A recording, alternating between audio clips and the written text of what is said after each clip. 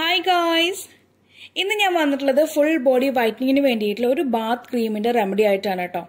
ഈ ഒരു ക്രീം ഉണ്ടാക്കിയെടുക്കുന്നത് നമ്മൾ പച്ചരി ഉപയോഗിച്ചിട്ടോ അല്ലെങ്കിൽ നമ്മൾ ചോറ് വെക്കുന്ന സമയത്ത് ഉപയോഗിക്കുന്ന ആ ഒരു റൈസ് ആയാലും കുഴപ്പമൊന്നുമില്ല. അത് ഉപയോഗിച്ചിട്ടാണ് നമ്മൾ ഇന്ന് ഈ ഒരു ക്രീം മേക്ക് ചെയ്തെടുക്കുന്നത്. അപ്പോൾ ഇതിന് വെറും രണ്ട് ഇൻഗ്രീഡിയന്റ് മാത്രം മതി. അത് നമ്മുടെ കിച്ചണിൽ കിട്ടുന്ന ആൾക്കാരാണ് കേട്ടോ. ഒന്നാമത്തേതാണ് ഈ കാണിക്കുന്ന ഈ ഒരു പച്ചരി അല്ലെങ്കിൽ നമുക്ക് ചോറ് വെക്കുന്ന ആ ഒരു റൈസ്. അപ്പോൾ നന്നായിട്ട് കഴുകിയിട്ട് നമ്മളത് വെള്ളത്തിനകത്തേക്ക് അങ്ങ് കുതിർക്കാനായിട്ട് സമയം കൊടുക്കുകയാണ്. കുതിർന്ന് വന്നതിന് ശേഷമാണ് അടുത്ത ആളെ നമ്മൾ ചേർക്കാൻ പോകുന്നത്. അപ്പോൾ നമുക്കത് എന്താണെന്ന് നോക്കി കാണാം. അപ്പോൾ അടി നന്നായിട്ട് കുതിർന്ന് വന്നിട്ടുണ്ട്. ഏകദേശം ഒരു 2-3 മണിക്കൂറെങ്കിലും കുതിർക്കാനായിട്ട് വെക്കുക കേട്ടോ. അപ്പോൾ കുതിർത്തതിന് ശേഷം ആ ഒരു വെള്ളത്തിൽ വേണം നമ്മൾ ഇതെല്ലാം അരച്ചെടുക്കാനായിട്ട്. ആ വെള്ളം ഒഴിച്ച് കളയണ്ട. പിന്നീട് ചേർക്കുന്നത് തേങ്ങാപ്പീരയാണ്. തേങ്ങാപ്പീര ഒരു പിടി ഞാനിവിടെ എടുത്തിട്ടുണ്ട്. എടുക്കുന്ന സമയത്ത് ഈക്വൽ ആയിട്ട് തന്നെ എടുക്കുക കേട്ടോ. ഒരു പിടി റൈസും ഒരു പിടി തേങ്ങാപ്പീരയും ഇത് മാത്രം മതിയാകും. വേറെ ഒരു ഇൻഗ്രീഡിയന്റ് ആവശ്യമില്ല. ഈ 2 ഇൻഗ്രീഡിയന്റും കൂടി നമ്മൾ നന്നായിട്ട് അങ്ങ് ഒരുമിച്ച് അങ്ങ് മിക്സി ബൗളിനകത്ത് അങ്ങ് അരച്ച് പേസ്റ്റ് ആക്കി അതങ്ങ് ഫിൽറ്റർ ചെയ്തെടുക്കാൻ പോവാൻ കേട്ടോ. അപ്പൊ നിങ്ങളൊരു കാര്യം പ്രത്യേകം ശ്രദ്ധിക്കുക. നിങ്ങൾ രണ്ടും ഇത് ചെയ്യുന്ന സമയത്ത് രണ്ടും സെപ്പറേറ്റ് ആയിട്ട് അങ്ങ് അരച്ച് ഫിൽറ്റർ ചെയ്ത് കൊണ്ടുവരാം. റൈസ് തനിച്ച് അരച്ച് ഫിൽറ്റർ ചെയ്യുക. അതുപോലെ തന്നെ തേങ്ങാപ്പാലും തനിച്ച് ഫിൽറ്റർ ചെയ്യുക കേട്ടോ. ഒന്നാം പാൽ എടുക്കാനായിട്ട് നോക്കുക. അപ്പൊ ഈ രീതിക്ക് ചെയ്യാൻ ഞാനൊരു ടൈം ഇല്ലാത്തതുകൊണ്ട് രണ്ടും കൂടി ഒരുമിച്ച് അങ്ങോട്ട് അരച്ച് ഫിൽറ്റർ ചെയ്ത് കൊണ്ടുവരാൻ കേട്ടോ. അപ്പൊ നിങ്ങൾ ഞാൻ ഈ പറഞ്ഞ മെത്തേഡിൽ രണ്ടും സെപ്പറേറ്റ് ആയിട്ട് അങ്ങ് ഫിൽറ്റർ ചെയ്ത് കൊണ്ടുവരാം. അപ്പൊ ഫിൽറ്റർ ചെയ്തിട്ട് നമുക്ക് എത്രത്തോളം ഈ ഒരു കൂട്ട് കിട്ടിയിട്ടുണ്ട്. ഇനി നമുക്ക് ഈ ഒരു കൂട്ടിനെ ഒന്ന് കുറുക്കിയെടുക്കണം കേട്ടോ. നമുക്ക് ഗ്യാസ് ഒന്ന് ഓൺ ചെയ്തിട്ട് ഒന്ന് കുറുക്കിയെടുക്കണം. അപ്പൊ അതിനുവേണ്ടി ഞാനൊരു പാത്രത്തിലോട്ടേക്ക് മാറ്റി നന്നായിട്ട് അങ്ങ് കുറുക്കി കൊണ്ടുവന്നിട്ടുണ്ട്. അപ്പോൾ ഒരുപാട് നമുക്ക് തിക്കായിട്ടൊന്നും ഉണ്ടാവില്ല. ചെറിയൊരു രീതിക്ക് ഒരു ലൂസ് കൺസിസ്റ്റൻസി ആയിട്ടുള്ള ഒരു തിക്കായിരിക്കും ഉണ്ടാവുക കേട്ടോ. നമ്മുടെ ആ ഒരു ബോഡി ലോഷന്റെ ആ ഒരു ക്രീം ടെക്സ്ചർ ഇല്ല, ആ ഒരു കൺസിസ്റ്റൻസി ആയിരിക്കും നമുക്ക് ഇതൊന്നും ഉണ്ടാവുക കേട്ടോ. ഇനി നമുക്ക് നമ്മുടെ ടോട്ടൽ ബോഡിയിൽ അപ്ലൈ ചെയ്യാം. അപ്പൊ ഞാനിവിടെ ഫേസിലാണ് അപ്ലൈ ചെയ്ത് കാണിക്കുന്നത്.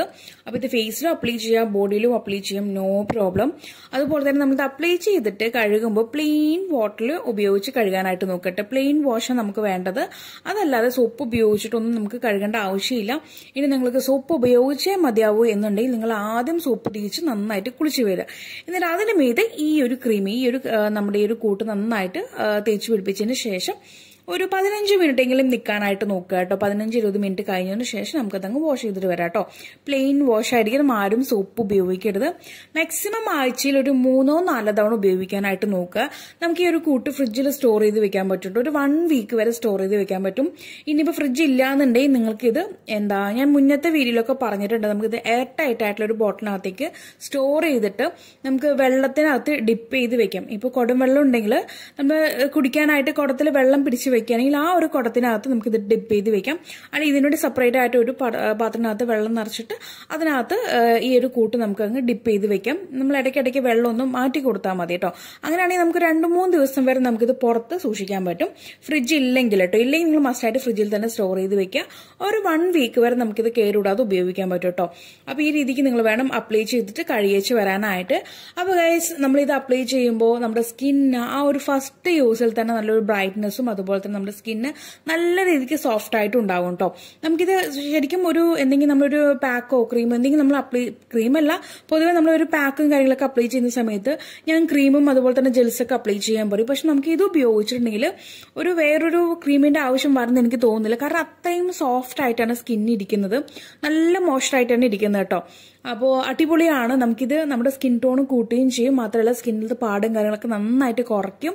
നല്ല രീതിക്ക് മോയ്സ്ചറായിട്ട് വെക്കും. അപ്പോൾ തീർച്ചയായിട്ടും എല്ലാവരും ട്രൈ ചെയ്ത് നോക്കട്ടെ. ട്രൈ ചെയ്തിട്ട് നിങ്ങളുടെ ആ ഒരു ഫീഡ്ബാക്ക് ഈ ഒരു വീഡിയോയുടെ താഴെ വന്ന് അറിയിക്കാൻ മറക്കരുത്. അപ്പോൾ വീഡിയോ ഇഷ്ടമായി ലൈക്ക് ചെയ്യാനും ഷെയർ ചെയ്യാനും മറക്കരുത്. പിന്നെ ഒരു പുതിയ വെറൈറ്റി വീഡിയോയുമായി വരുന്നവരേക്കും tata bye bye from Shamna.